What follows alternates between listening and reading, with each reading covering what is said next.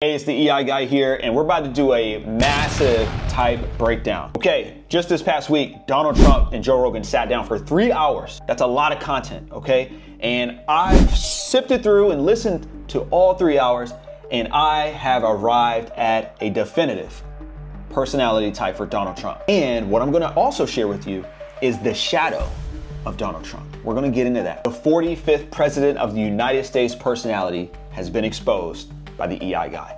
Let's jump into it. Here's what we're gonna be hitting on today.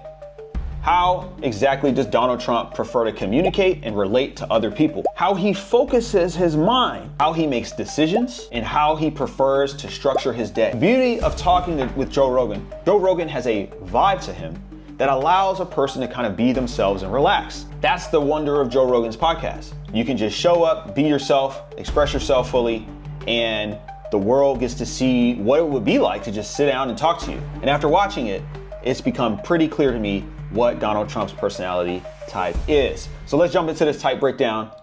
Let's go. All right, so how exactly does Donald Trump prefer to communicate and relate to other people? It's always been my initial guess that Donald Trump is indeed an extrovert. But here is where I want to confirm that for you based on his conversation with Joe Rogan. All I noticed today, I'm going, you know, you're on Joe Rogan today. People are telling me, like I say, how the hell do you know that? But it's sort of, what you've done here is amazing.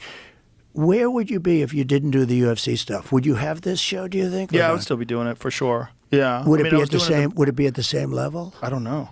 But you would have. It's hard to know. I think. All right. So as we can see, Donald Trump initiated new topics of conversation into the podcast. I don't know how many guests go on Joe Rogan and actually ask him questions about his background and his upbringing, but Donald Trump did that. This is very, very reflective of what an extrovert. The number one way to tell if somebody's extroverted is how frequently do they initiate new topics into the conversation. Next, we're going to get into how does Donald Trump prefer to focus his attention? What has his attention?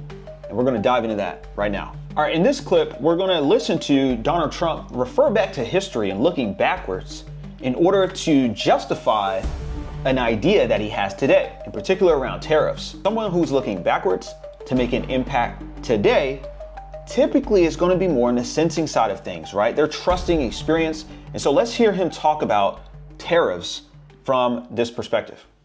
But we had a commission meeting in the I think it was 1887. Think of this problem. We were so rich. We had so much money. We didn't know what to do. So they set up a blue ribbon commission on tariffs. And the sole purpose is what to do with all the money we had. We were so rich because we were taxing other people for coming in and taking our jobs. And China does it. That's what China did. If you want to open a factory and sell cars, if you build a factory here or have a factory, they don't take our cars. They wouldn't take our cars. But if you build a plant in China, you can do that. Elon Trump is focusing his attention on things that are concrete and literal. He refers back to, we had a commission that had tariffs, and these tariffs allowed for the country to build its wealth. He's focusing on the practicality of a policy around tariffs. So notice just how he's actually breaking that down and walking through the details of that. And he's referencing countless stories around how China has taken our manufacturing jobs and how those jobs are going to be influenced by this policy around tariffs that, by the way, is also supported by history, right? So this confirms that Trump is most likely a sensing preference, right? If you're not sure what sensing means, go watch my other video on how to read different personalities.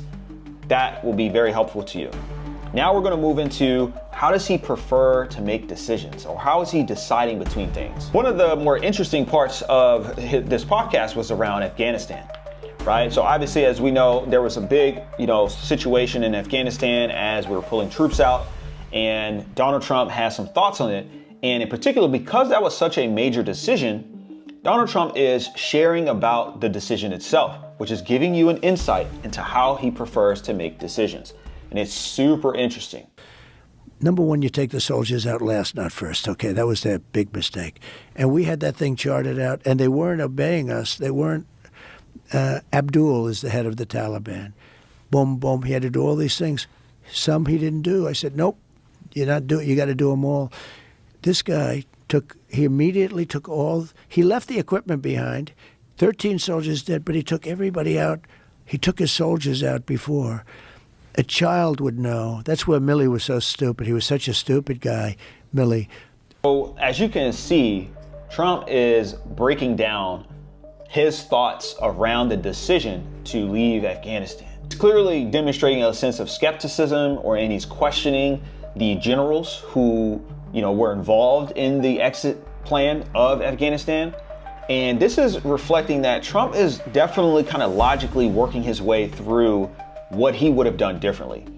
Notice in how he said, a child knows you take the troops out last, not first, right? So that's giving you an indication that he's thinking through this kind of logically, and he's analyzing, like, if I'm going to make a decision to exit somewhere, I'm going to do it with 1, 2, 3, and 4.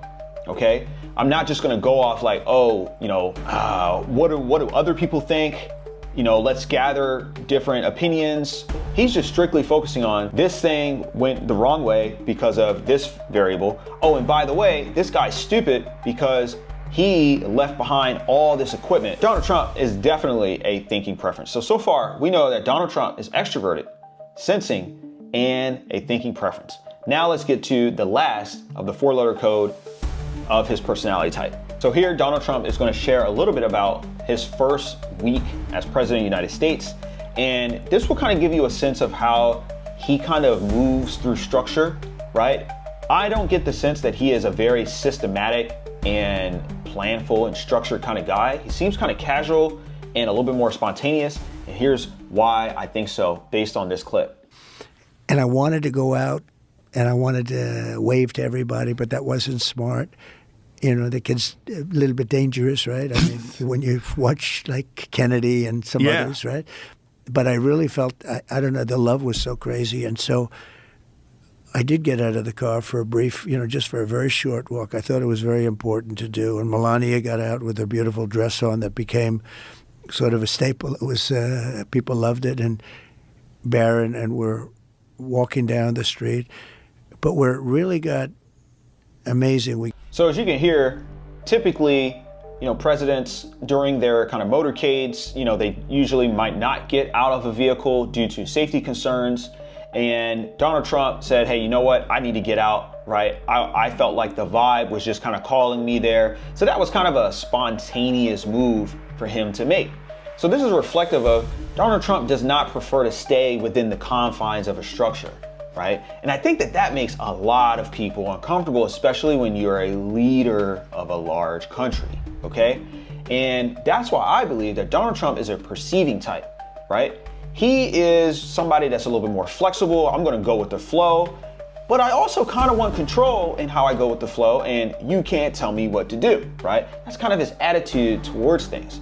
And so now we have discovered and exposed that Donald Trump is, in my detailed and analytical opinion, an ESTP personality type. So Donald Trump being an ESTP personality type, there's actually a lot of interesting data on that. Let's go a little bit further. So if you follow along with my In Motion model, where I combine the Myers-Briggs type indicator with the Jungian breakdown of the shadow personality and emotional intelligence, what you'll notice is that I have different personas. Right? And the persona that Trump would fall into is what is called a flexible enforcer, okay? He's an enforcer persona. Now, what's common amongst enforcers is that they prefer to be action-oriented, get things done. They don't want to, reflect and kind of go deeper into things. They want to just execute as soon as they can in order to get results and continue down that path. And that flexible element that Trump has, he is looking to be someone that's kind of dynamic in a sense. He's looking to probably step outside the box a little bit and do things that are uncommon compared to, say, maybe a more decisive enforcer that's probably going to follow a pretty set structure. Now, what's interesting here are the statistics around enforcer personalities across the world, and in particular in the United States. The MBTI manual shares that enforcers make up almost 51% of the personalities of men in the world. Now, I suspect that that number is even higher in the United States. So, does that sound kind of interesting to you? Well, here's why it should. When you look at Trump's numbers in terms of polling, with respect to what group of people he's doing the best with, it's men. And in particular, he's doing phenomenally well with men who are not college educated. Typically, people who are more blue collar are going to be enforcer personalities. Donald Trump speaks to these people, connects with these people because he has a similar personality to them. Now, this is getting interesting, right? It's getting interesting. But what if I told you that is he the right fit to lead the country based on everything that's happened? Well, I'll tell you, this video is not about giving you my opinion on Donald Trump, whether you should vote for him or not. I'm just trying to give you some deeper personality insights as well as emotional insights as to how this man operates. The last couple things I want to dive into is Donald Trump's shadow, the shadow personality behind Donald Trump. What is the dark side, the underdeveloped parts of this man's personality? Now, we can assume that Donald Trump has not been integrated, right? He has not done the work to integrate the underdeveloped parts of his personality. And if we assume that that is the case, then Donald Trump's shadow personality is likely to be rooted in an underdeveloped introverted intuition, or is what I like to call perspective. So what does this mean? This means that Donald Trump likely struggles with really considering the potential outcomes in the future, as well as having a deep focus on concepts. And in addition to that, being able to generate insights around a decision that he's looking to make, or generate insights from information that he's gathered. So what did Carl Jung, who is one of the brightest minds in psychology and psychiatry to have ever existed, what does he say about someone that has an abnormal introverted intuition, or as I call perspective, right? This is a part of Donald Trump's shadow. So what Carl Jung stated was that people who have introverted intuition or perspective as a underdeveloped part of their personality, they're going to have little inclination for reflection. Okay? So when they make decisions, they're typically not going to reflect on the outcome of that decision, what they learned from that decision, and then maybe to share those learnings with the world.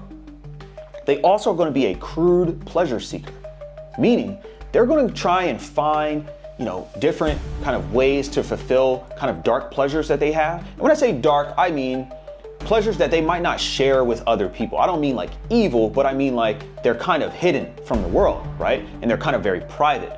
And in some cases, subconscious or unconscious, even to themselves. So, when they're in their shadow, they're going to try and seek those things out.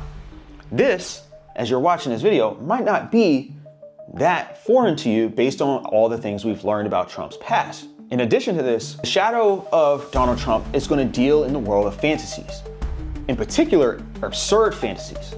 So they may find themselves being very grandiose and going beyond, what they even thought was possible, right? Kind of living in this sense of possibility that has been so far skewed outside of the realm of reality that they literally start to distort the reality of other people. Sounds kind of interesting, right? I mean, that is such a heightened level of gravitas. But the interesting thing there is when someone is so deep in their shadow, in their fantasies that they've generated, from their unconscious, how are they going to get out, right? And what if that person's so powerful that their fantasy becomes, the reality for most people? This is interesting stuff you got to take into consideration, y'all. In addition to this, the shadow of those ESTPs that have perspective or introverted intuition as a underdeveloped part of their personality, typically going to be superstitious, fearful, dogmatic, hypocritical, intrusive. These are all characteristics that make up what is the most underdeveloped part of Donald Trump's personality. If you want me to do a video on Kamala Harris, let me know. I will watch one of the longer podcasts that she's done, and I'll give you a tight breakdown of Kamala Harris as well. I wanted to get this video out before the election day, so take this information as you see fit. I thought it was super interesting. I wanted to share. And subscribe, like. This is my first type breakdown. I couldn't resist myself in doing Donald Trump because dude is all over media right now, and he did that super long podcast with Joe Rogan. All right, it's the EI guy. Thanks for joining. Type breakdown. We'll be back.